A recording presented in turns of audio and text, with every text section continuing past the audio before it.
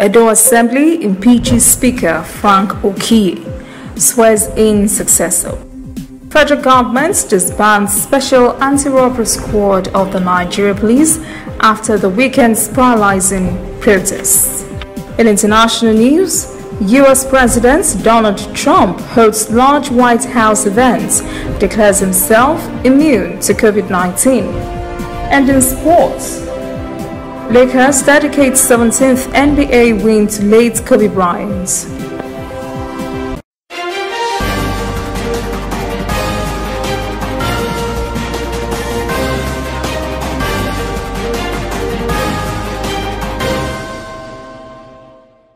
This is ANN News. I am Olajumoke Olatunji.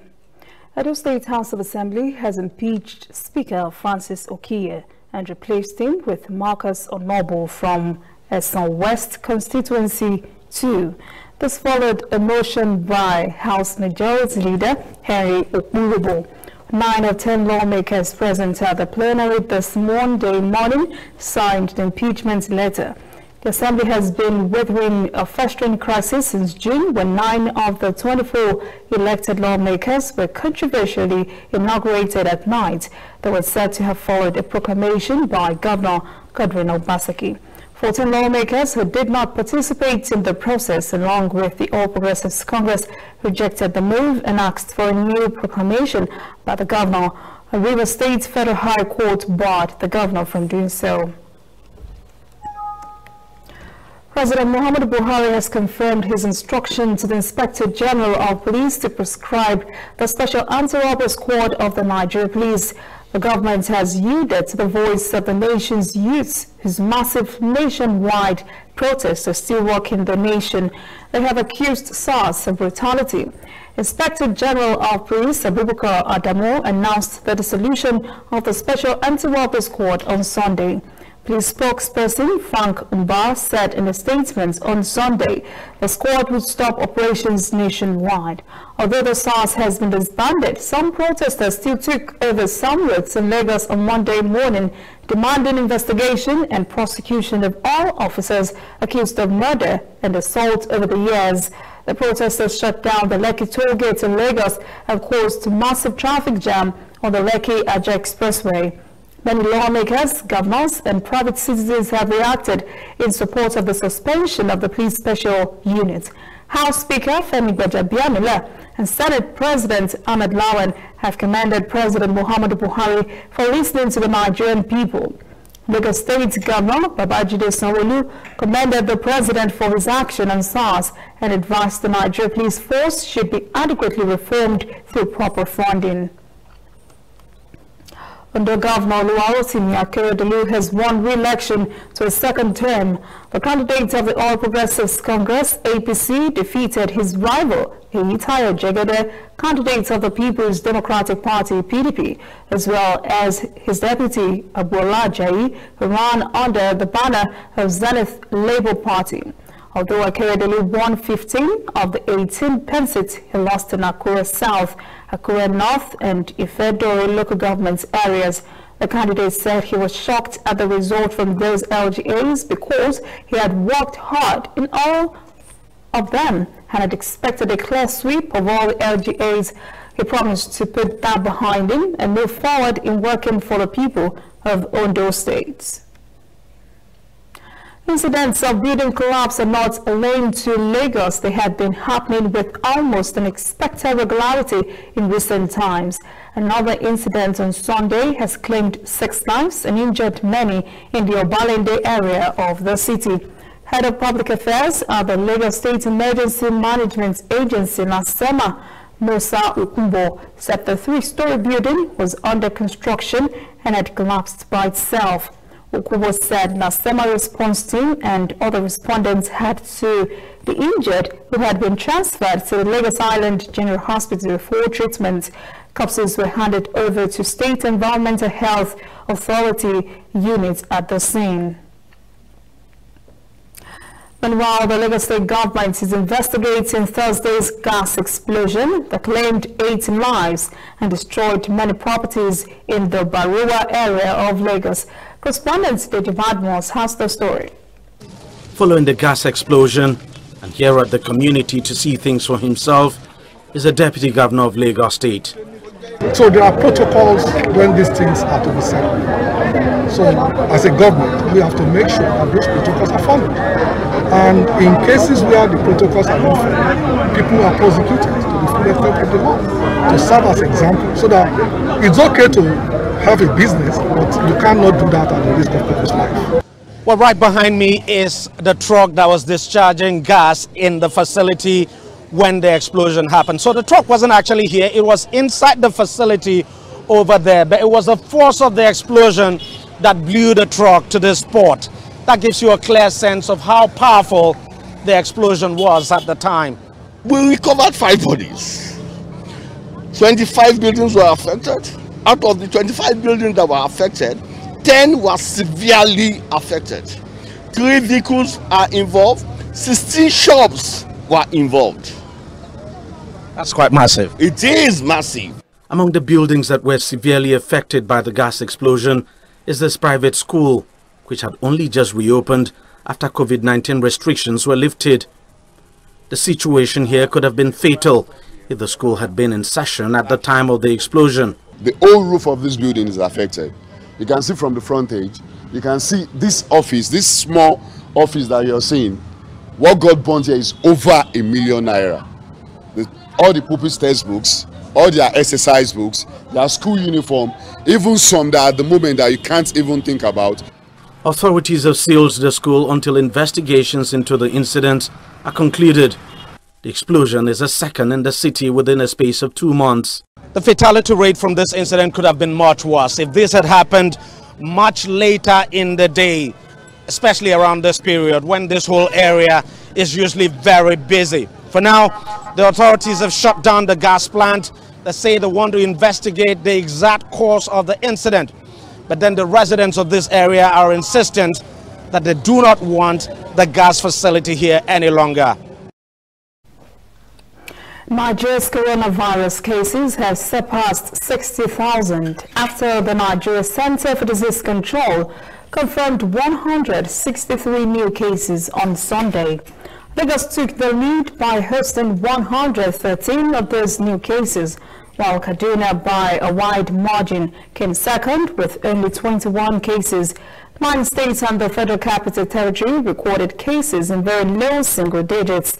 And CDC reports Nigeria's tally now stands at 60,266, of which 51,735 patients have been discharged.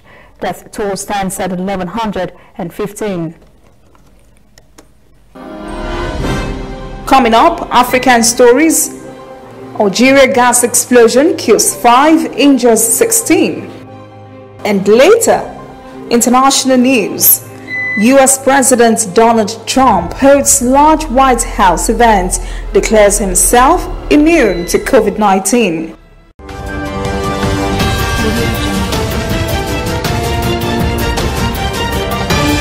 You are watching ANN. Somewhere in the world, every second of the day, news is happening. And of course, Nigeria is bustling with news day and night. That is why ANN doesn't sleep. Our eyes are peeled, wide open, so no story escapes our radar. We stay abreast of world events and happenings at home.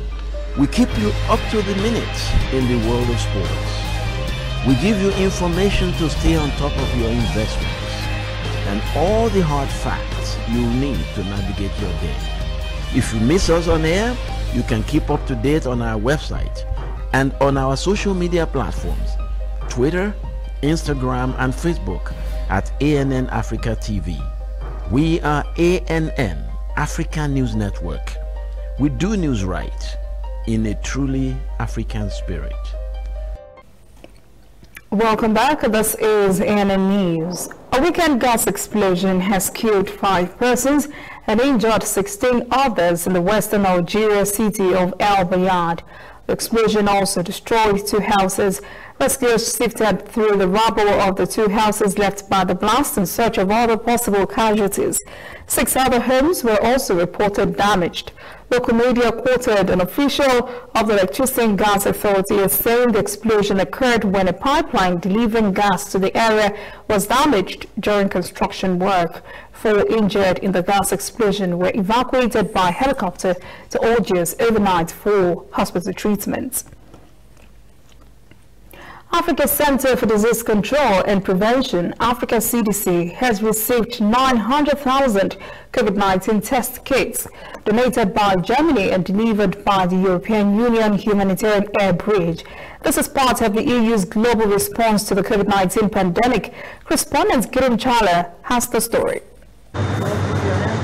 This is 7.5 tons of medical supplies delivered at Addis Ababa Bole International Airport.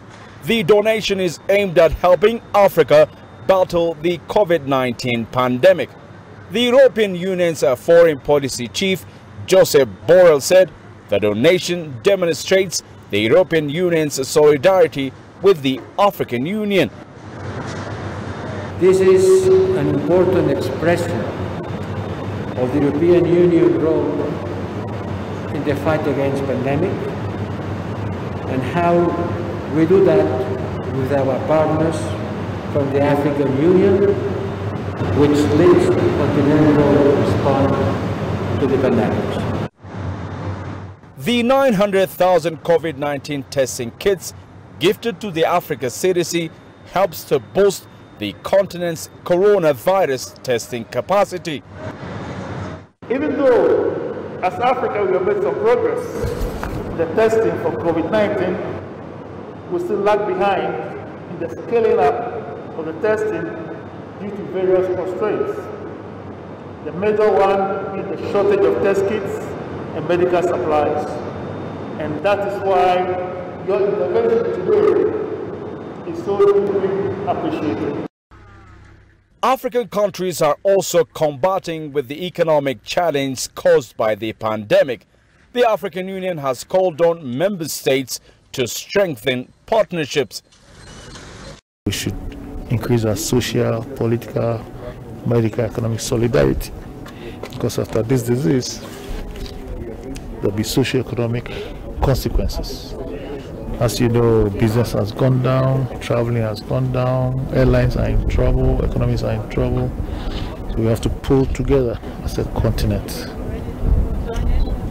to overcome this challenge. Currently, and across its 54 states, Africa has over 1.5 million confirmed COVID-19 cases, nearly 1.3 million recoveries and about 38,000 deaths. These numbers are relatively low compared to other regions in the world. Still, many agree African nations must keep combating the coronavirus top of their priority list. More than 3 million Egyptians have registered in a new healthcare insurance system. The universal healthcare scheme came into effect middle of last year, with the pilot launch in Port Said. It is scheduled to be rolled out in all of the country's governorates by 2032. Correspondent Yozer Hakim has the details. After a successful trial in the city of Port Said, the first phase sees Egypt's new health insurance program moving to 3 other cities, Luxor, Aswan and Suez. The new scheme aims to provide high-quality health services to all Egyptians equally without discrimination. The cost is also affordable to all citizens, unlike before.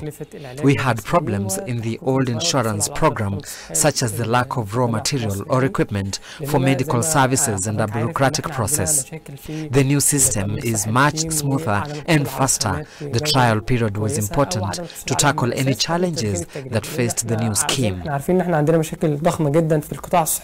Low-income individuals, orphans and people with special needs are among the groups exempt from the registration fees. The rest of the population will pay 1% of their monthly salary. Over 600,000 people out of an eligible 800,000 have registered for insurance in Port Said, and 3 million have already registered from the 3 cities in the first phase. It's a very good idea to have the new insurance. We are suffering from bad services with the old one, and not everyone has access to it. I wish the new scheme reaches all cities quickly, because even the poor will get free health services with good quality, and that's important.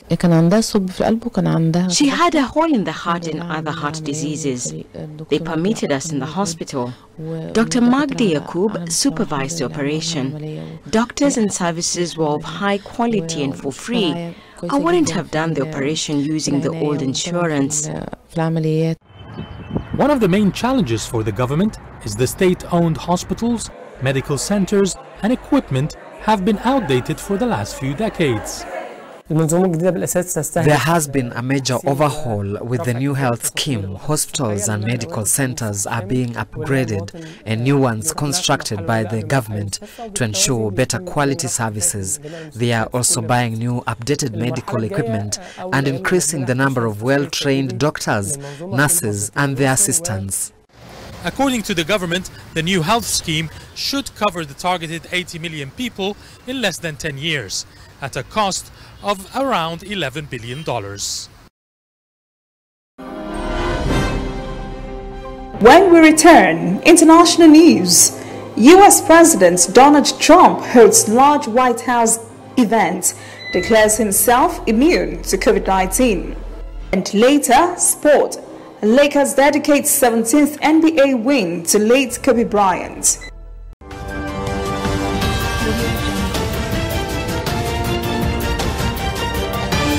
You are watching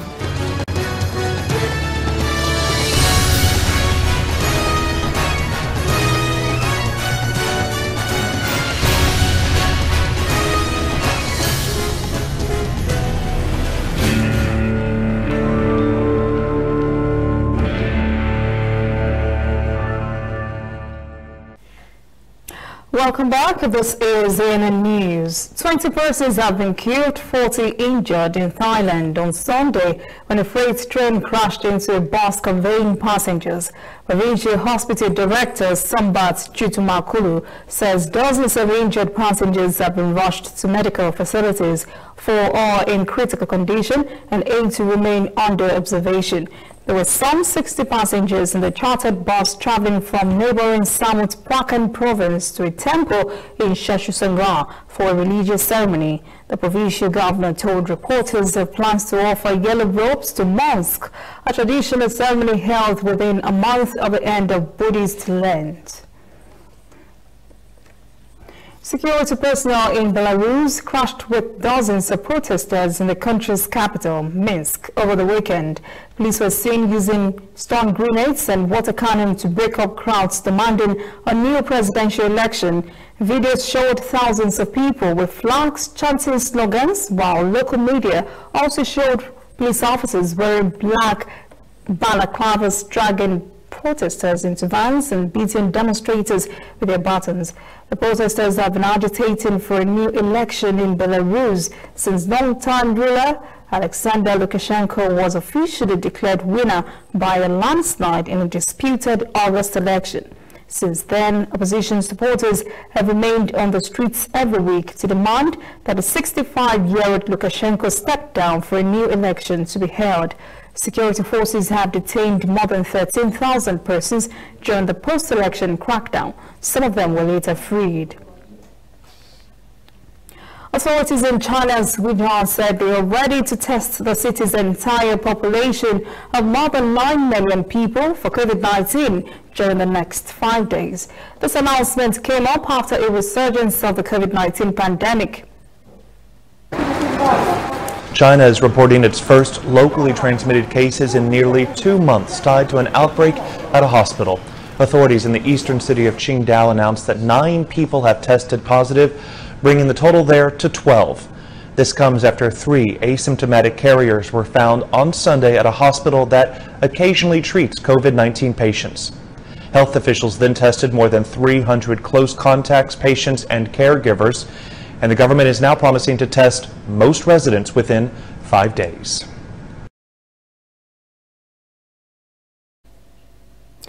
U.S. President Donald Trump is set to continue his campaign again this week despite his COVID-19 status.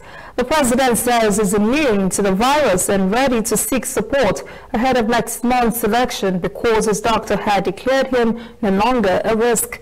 The statement comes the day after Trump's physician, Dr. Sean Conley, said the president had taken a test on Saturday showing he was no longer a transmission risk to others and there was no longer evidence of actively replicating virus. Opposition parties say this does not indicate whether the president had actually tested negative for the coronavirus. Venezuela is once again shuttering gas stations across the country as the chronic shortage of flour deepens because of ailing refineries and crippling sanctions limiting imports. State oil company Petróleos de Venezuela S.A. is rationing flour nationwide. Iran intervened in May and June by sending 5 fuel-laden tankers to Venezuela. Reporter Maritrini Mena reports. It's 4 a.m. Time for Daniel Mata to make his way to the gas station. For this Venezuelan lawyer, getting there early in the morning could mean the difference between buying gasoline or leaving with his tank empty. I have never suffered this kind of scarcity before. Even in the worst times, we never had to do without gasoline in Venezuela. Caracas residents know to get gas, they need to line up and wait for the filling station to open for business. Today, Daniel waited for 4 hours only to find no gasoline available. Then he started driving around the city looking for other options. The lines are all extremely long. If I decide to wait in another line, I have to give up all the errands that I plan to do, and that's not what I had in mind today. But it's either this day or Saturday. The Venezuelan government has started a new rationing plan selling subsidized gasoline according to the last digit of people's license plates. Everyone is assigned 1 weekday and 1 weekend day. Venezuela has the largest proven oil reserves in the world, but mismanagement and corruption, along with U.S. sanctions, have led to a collapse of its oil industry. A convoy of 3 Iranian tankers has arrived in Venezuela, bringing more than 800,000 barrels of fuel, and that fuel is expected to ease the shortage temporarily.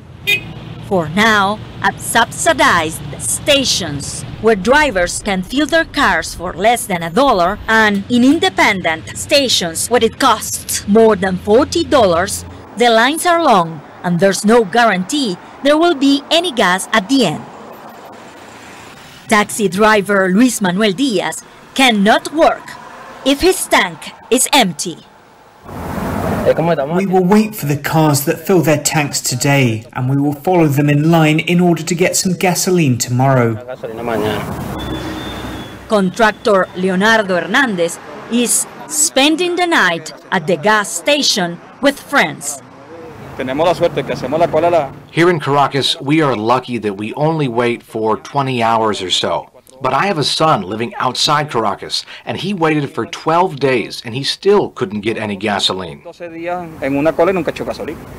For many Venezuelans, it is the new normal. Like Leonardo Hernandez, they come to the filling station prepared, hoping they can fill their cars with gas.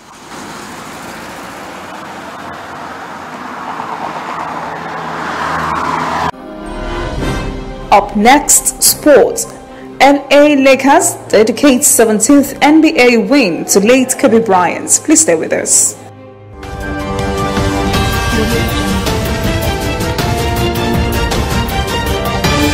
You are watching ANN. Whether in your house, at your office, on your phone or online, we are there. We have the facts behind the headlines. We cut to the chase with the news you really need. We cover every angle. We are the bigger, better news network. We are African News Network. ANN. Watch ANN News on MITV from a truly African spirit. Welcome back. This is ANN News. In sport, Los Angeles Lakers beat the Miami Heat 106-93 to seal a 4-2 series victory and a joint record 17th championship dedicated to five-time NBA champion Kobe Bryant, who died in a helicopter crash alongside his 13-year-old daughter Gianna and 7 others in January.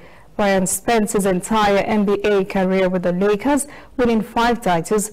Lakers forward Anthony Davis says he's certain it is a proud moment for Kobe. It was also LeBron James' first NBA title in a decade. World tennis champion Rafael Nadal has punked rival Novak Djokovic out of the French Open, trashing the world number 1 6-0, 6-2, 7-5 to lift a record equaling 20th Grand Slam men's singles title. With this win, Nadal has tied with Djokovic for Roger Federer's haul of 20 majors.